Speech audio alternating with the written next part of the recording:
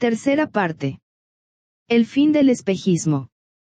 Llegamos ahora a la consideración de la tercera parte, dedicada al espejismo mundial. Resulta difícil escribir con claridad sobre este tema porque nos hallamos en medio de su expresión más densa, la peor que el mundo ha visto, debido a que el espejismo, derivado de siglos de codicia y egoísmo, agresión y materialismo, se ha centralizado en 3 naciones, siendo por lo tanto muy tangible y evidente en su manifestación. 3 naciones expresan en forma asombrosa los 3 aspectos del espejismo mundial: ilusión, espejismo y maya, y su poderoso ataque sobre la conciencia de la humanidad depende no solo de la respuesta de Alemania, Japón e Italia a este antiguo miasma, sino también del hecho de que toda nación, tanto las naciones aliadas como las naciones totalitarias, están contaminadas por esta condición universal. La libertad del mundo depende, en consecuencia y en gran medida, de esas personas de cada nación que internamente han evadido una u otra de estas impresiones ilusorias y mágicas del alma humana, que han entrado en un estado de percepción donde pueden ver el conflicto en sus implicaciones más amplias, tal como el que existe entre el morador en el umbral y el ángel de la presencia. Estas personas son los aspirantes, discípulos e iniciados del mundo, que siendo conscientes del dualismo esencial del conflicto, no lo son mayormente de la triple naturaleza y de la diversificada situación que subyace en el conocido dualismo. Su modo de abordar el problema es por lo tanto más simple y, debido a ello, tienen hoy, en gran parte, en sus manos, la dirección del mundo. Es aquí donde la religión, en su totalidad, se ha desviado. Me refiero a la religión ortodoxa. A la religión le ha preocupado el morador en el umbral, pues los teólogos han puesto los ojos sobre el aspecto fenoménico y material de la vida debido al temor que sienten por su proximidad, y a que el ángel ha sido una teoría y una ávida esperanza. El equilibrio se está logrando por las actitudes humanitarias predominantes en gran medida, a pesar de cualquier tendencia teológica. Tales actitudes se afirman en la creencia de la innata rectitud del espíritu humano, de la divinidad del hombre y de la indestructible naturaleza del alma de la humanidad. Esto introduce inevitablemente el concepto de la presencia o de Dios inmanente, siendo la resultante de la necesaria rebelión en contra de la creencia de Dios trascendente. Esta revolución espiritual fue totalmente un proceso de equilibrio y no debe preocupar, pues Dios trascendente existe eternamente, aunque solo pueda ser visto, conocido y encarado correctamente por Dios inmanente en el individuo, en los grupos y en las naciones, en las organizaciones y en la religión, en toda la humanidad y en la vida planetaria misma. La humanidad está hoy, y lo ha estado durante épocas, luchando contra la ilusión, el espejismo y el maya. Los pensadores avanzados que se hallan en el sendero de probación, en el sendero del discipulado y en el sendero de iniciación, han llegado a una etapa donde el materialismo y el espiritualismo, el morador en el umbral, el ángel de la presencia y el dualismo básico de la manifestación, pueden verse claramente definidos. Debido a esta clara demarcación, las cuestiones que subyacen en los actuales acontecimientos mundiales, los objetivos de la presente lucha mundial, los modos y métodos para restablecer el contacto espiritual, tan predominantes en los días atlantes, perdidos hace mucho tiempo, y el reconocimiento de las técnicas, que han de introducir la nueva era mundial y su orden cultural, pueden ser claramente observados y apreciados. Toda generalización es susceptible de error. Sin embargo, podría decirse que Alemania ha enfocado en sí misma el espejismo mundial, el más potente y expresivo de los 3 aspectos del espejismo. Japón manifiesta la fuerza de maya, la forma más cruda de la fuerza material. Italia, polarizada individual y mentalmente, expresa la ilusión mundial. Las naciones aliadas, con todas sus fallas, limitaciones, debilidades y nacionalismos, están enfocando el conflicto entre el morador y el ángel, de este modo aparecen simultáneamente los tres aspectos del espejismo y la forma final que adquiere el conflicto entre el ideal espiritualista y su oponente materialista. Sin embargo, gradual y decididamente, las naciones aliadas están poniendo todo su esfuerzo y aspiración en favor del ángel, restaurando así el equilibrio perdido y estableciendo lentamente, en escala planetaria, esos atributos y Science que, oportunamente, dispersarán la ilusión, disiparán el espejismo y desvitalizarán el maya predominante. Esto lo están realizando mediante el acrecentado claro pensar de los pueblos de todas las naciones, para vencer a las tres potencias del eje, por medio de su creciente capacidad para concebir, en términos del todo, ideas deseables de un orden o de una federación mundial y por la capacidad para discriminar entre las fuerzas de la luz y las potencias del mal o materialismo. El trabajo que realizan quienes ven el escenario del mundo como la palestra donde se desarrolla el conflicto entre el morador en el umbral y el ángel de la presencia podría ser detallado como 1. El establecimiento de esas condiciones mundiales, en que las fuerzas de la luz pueden vencer a las fuerzas del mal. Esto se realiza por la supremacía de sus fuerzas armadas, más su clara visión. 2. La educación de la humanidad para que distinga entre espiritualismo y materialismo, destacando las diferentes finalidades de las fuerzas combatientes. B. Participación y codicia, delineando un mundo futuro donde prevalecerán las 4 libertades y todos tendrán lo necesario para vivir correctamente. C. Luz y oscuridad, que manifiesta la diferencia entre un iluminado futuro de libertad y oportunidad, y un sombrío futuro de esclavitud. De fraternidad y separatividad. La primera indica un orden mundial donde los odios raciales y las diferencias de casta y de religión ya no constituirán una barrera para el entendimiento internacional, y la otra, el régimen, fomentado por el eje, de la superraza, de las actitudes religiosas definidas y de los pueblos esclavizados. El todo y la parte, señalando la época que se aproxima, bajo el impulso evolutivo del espíritu, donde la parte o el punto de vida asume su responsabilidad por el todo, y el todo existe para el bien de la parte. El aspecto oscuridad ha sido el resultado de épocas de espejismo. El aspecto luz está siendo puesto de relieve en forma definida por esos aspirantes y discípulos mundiales que, por sus actitudes, science, escritos y declaraciones, están llevando la luz a los lugares oscuros. 3. La preparación del camino para las 3 energías espirituales, que impulsarán a la humanidad hacia una era de comprensión, conducirá a las mentes de los hombres de todo el mundo a una enfocada clarificación. Estas 3 inminentes energías son: a la energía de la intuición, que disipará gradualmente la ilusión mundial y acrecentará automáticamente las filas de los iniciados. B. La actividad de la luz, que disipará, mediante la energía de la iluminación, el espejismo mundial y llevará a millares de personas al sendero del discipulado. C. La energía de la inspiración que, por su potencia arrolladora, como ráfaga de viento, desvitalizará o apartará el poder atractivo de malla o sustancia. Esto liberará a millares de personas para entrar en el sendero de probación. 4. La introducción de nueva vida en el planeta, empleando para ello todo medio posible. El primer paso hacia esta introducción es la comprobación de que el poder del materialismo ha sido quebrantado por la completa derrota de las potencias del eje, y el segundo, por la habilidad de las naciones aliadas para demostrar, una vez que se haya realizado, el poder de los valores espirituales, en su empeño constructivo por restaurar el orden mundial y asentar las bases que garantizarán un modo de vivir mejor y más espiritual. Estas actitudes y empresas constructivas deben ser asumidas por cada individuo y toda nación, como entes colectivos. Lo primero ya se ha emprendido. Lo segundo queda aún por realizar. 5. Hacer conocer a las naciones del mundo las verdades enseñadas por el Buda, el Señor de la Luz, y por el Cristo, el Señor del Amor.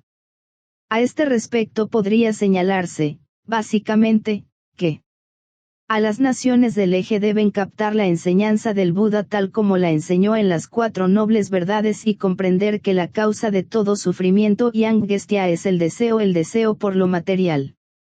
B. Las naciones aliadas deben aprender a aplicar la ley del amor, como fue enunciada en la vida de Cristo, y expresar la verdad de que ningún hombre vive para sí mismo ni tampoco nación alguna, y que la meta de todo esfuerzo humano es la comprensión amorosa, impulsada por el amor al todo. Si las vidas y enseñanzas de estos dos grandes avatares pueden ser comprendidas y forjadas nuevamente en la vida de los hombres, en el mundo de los asuntos humanos, en el ámbito del pensamiento humano y en la palestra de la vida diaria, el presente orden mundial, que en la actualidad es, en gran medida, dice Den, puede ser modificado y cambiado, para que un nuevo mundo y una nueva raza de hombres puedan venir gradualmente a la existencia. La renunciación y la voluntad de sacrificarse debería ser la nota clave del periodo intermedio después de la guerra, previamente a la inauguración de la nueva era. Los estudiantes deben recordar que todas las manifestaciones y cada periodo de crisis están simbolizados por el antiguo símbolo del punto dentro del círculo, el foco de poder dentro de la esfera de influencia o aura. Hoy ocurre lo mismo con el problema de la terminación del espejismo y la ilusión mundiales, que se hallan fundamentalmente detrás de la actual grave situación y catástrofe mundial. La posibilidad de tal dispersión y disipación se halla definidamente centrada en los dos avatares, Buda y Cristo. En el mundo del espejismo, mundo del plano astral y de las emociones, apareció un punto de luz. El Señor de la Luz, el Buda, se encargó de enfocar en sí mismo la iluminación, que oportunamente haría posible la disipación del espejismo. En el mundo de la ilusión, mundo del plano mental, apareció el Cristo, el Señor del Amor, que personificó en sí mismo el poder de la voluntad atractiva de Dios.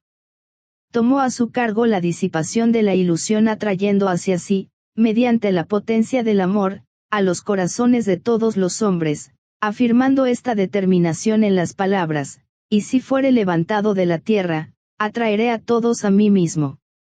Juan 12:32.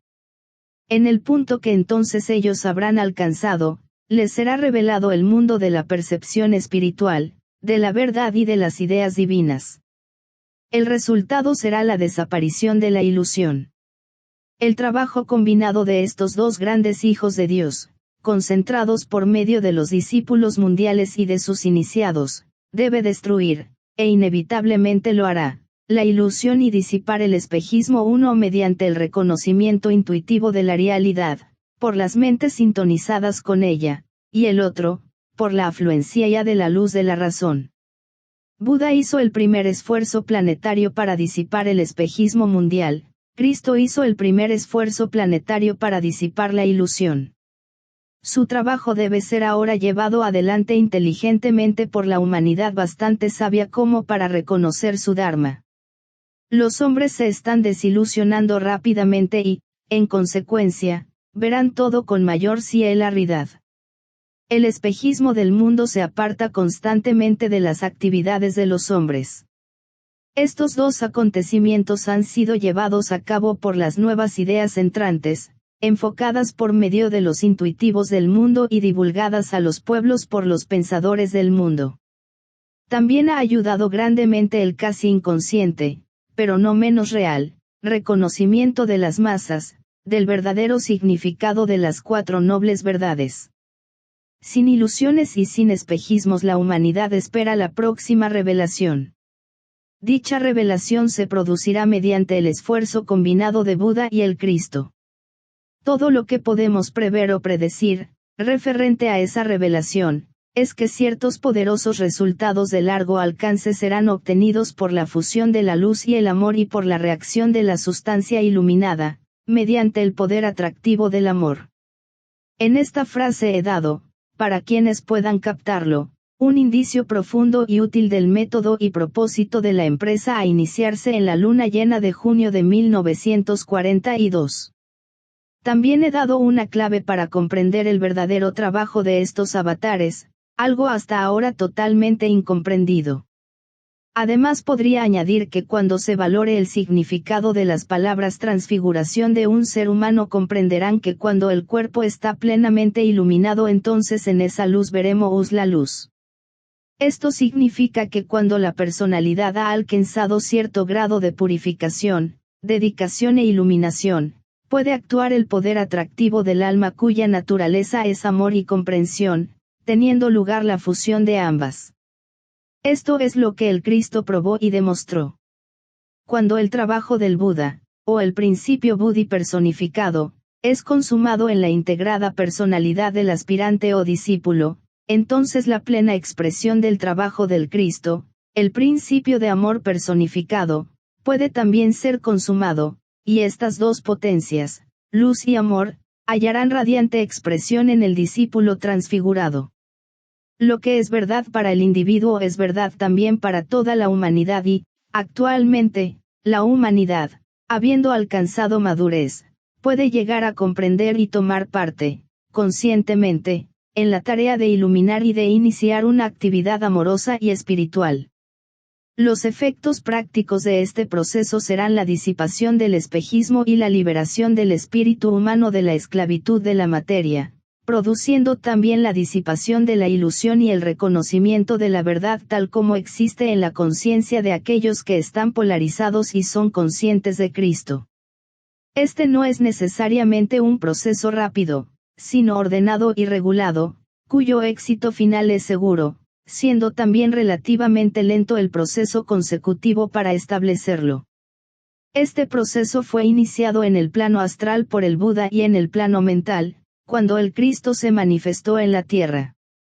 Indicó la proximidad de la madurez de la humanidad. El proceso ha ido lentamente tomando impulso a medida que estos dos grandes seres han reunido a su alrededor a sus discípulos e iniciados, durante los últimos 2000 años. Ha alcanzado un grado de gran utilidad, porque el canal de comunicación entre Sambhaya y la jerarquía fue abierto y ha ampliado y se ha establecido más firmemente el contacto entre estos dos grandes centros y la humanidad.